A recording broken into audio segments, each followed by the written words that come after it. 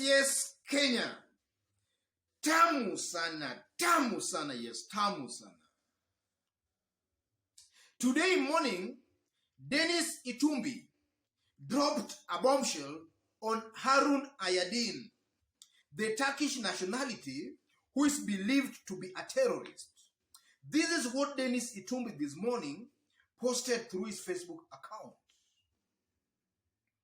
To the rumormongers, the many of them, now you know them by name, the truth.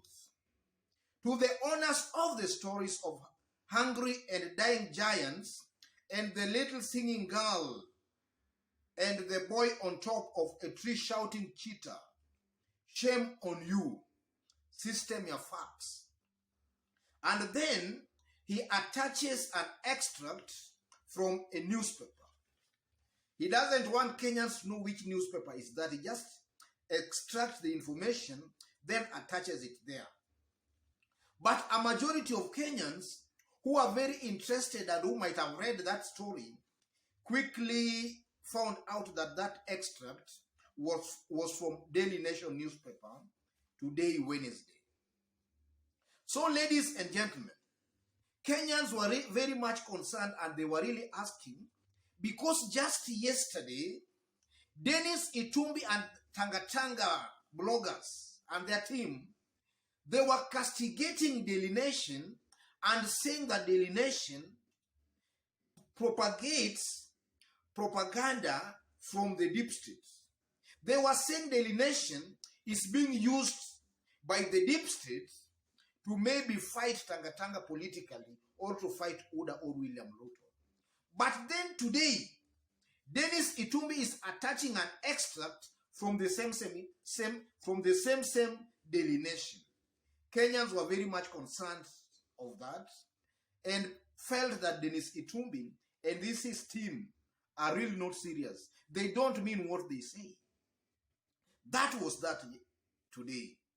So again, ladies and gentlemen, if you go through that extract that Denis Itumbi attached, the extract simply says that the Turkish embassy just identified the man as a law-abiding citizen and that is in Kenya legally.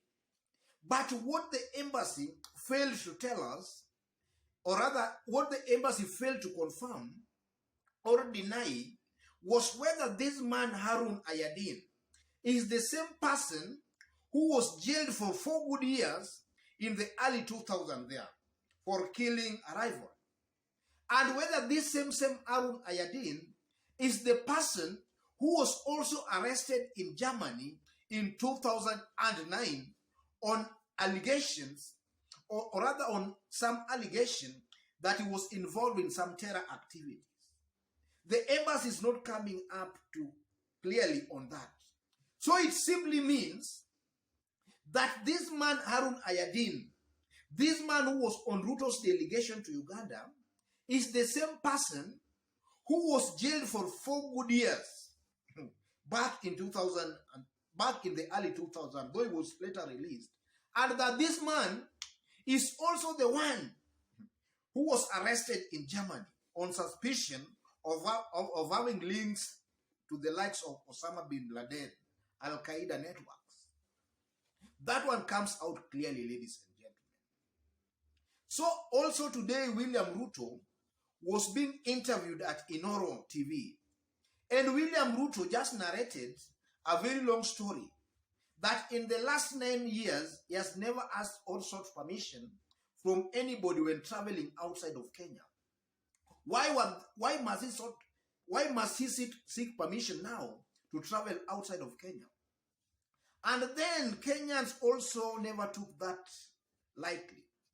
ODM chairman John Mbadi actually replied immediately and told William Ruto that that does not matter. Whether he has been traveling without permission or not, that does not matter. The real issue here is, what is William Ruto's main interest in Uganda? That's the question. What's William Ruto's main interest in Uganda? You know, this story is still really generating a lot of emotions. and new details are emerging and coming up every day. There is this one blogger by the name of Gordon Opio. Gordon Opio is a Tanga blogger, a very close ally of William Ruto.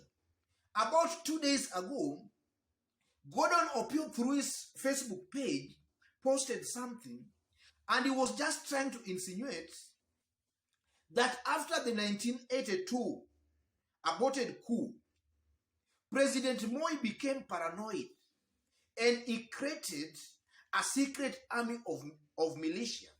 And that secret army was composed mainly of the Pokots and the Samurus, very highly skilled young men. Because Moi feared that maybe there could be another coup. So in the event there was another coup, this secret army could just act as Moi's defense. And then also Gordon Opio went on to state that during that period of Moi after the coup, Moi also was trying to create Eldoret. He was just trying to make Eldoret a city, so that in the event he was overthrown, then Eldoret town could just act as his fortress. But now the interesting thing about the whole thing, ladies and gentlemen, is that when Kibaki took power in 2002, Kibaki started mopping out this militia. And some of this Moi secret army of militia, some escaped to eastern Uganda, an area called Karamoja. So with William Ruto's frequent visits to Uganda, it raises some questions. And then also Oscar Sudi. Oscar Sudi made it clear today that they are going to Uganda because they admire NRM of Museveni. And for those who know some little history, we know how NRM, or rather Museveni, came to power. He came to power through a guerrilla war.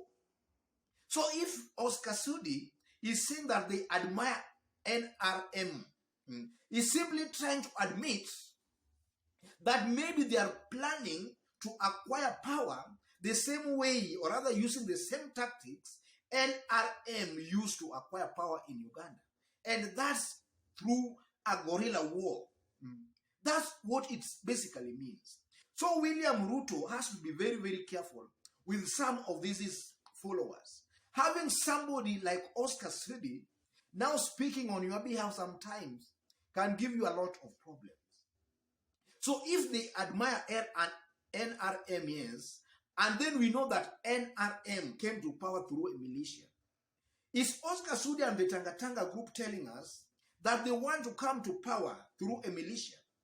And also with Ruto's frequent visits in Uganda, it's really raising a lot of suspicion and a lot of questions. From where I sit, ladies and gentlemen, I strongly believe, and I've been saying that in this YouTube channel, that William Ruto seems to be making some very obvious blunders.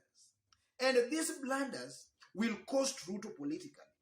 If he doesn't change the way he plays his politics, then these blunders are going to cost him a lot. And maybe after 2022 election, maybe William Ruto's politics shall end in 2022. There is no any other time Kenyans will even talk about William Ruto because of these simple blunders. And to Tanga supporters, ladies and gentlemen, I strongly believe again that William Ruto knows exactly what is happening. But now, he's intentionally cheating his supporters that he's going to become the president. He's cheating them that is very, very popular across the country.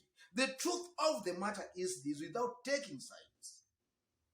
The only vote that William Ruto is guaranteed, and I'm repeating, the only vote, or rather the only voting basket that William Ruto is most likely guaranteed, I'm saying that with authority as somebody who has been keenly following politics in this country.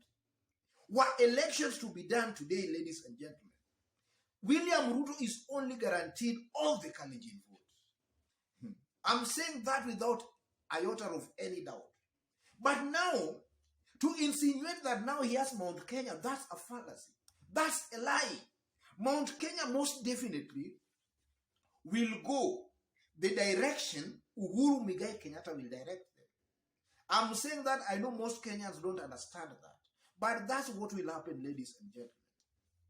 Otherwise, folks, if you've just bumped on this YouTube channel for the very first time, kindly subscribe and also give this video a like. Give it a like, please. Give it a like. And to those who are watching us for the very first time outside of Kenya, kindly drop a comment and let us also know from which part of the globe you are also watching us from. Otherwise, God bless you. God bless Kenya. Tamu sana, yes, tamu sana.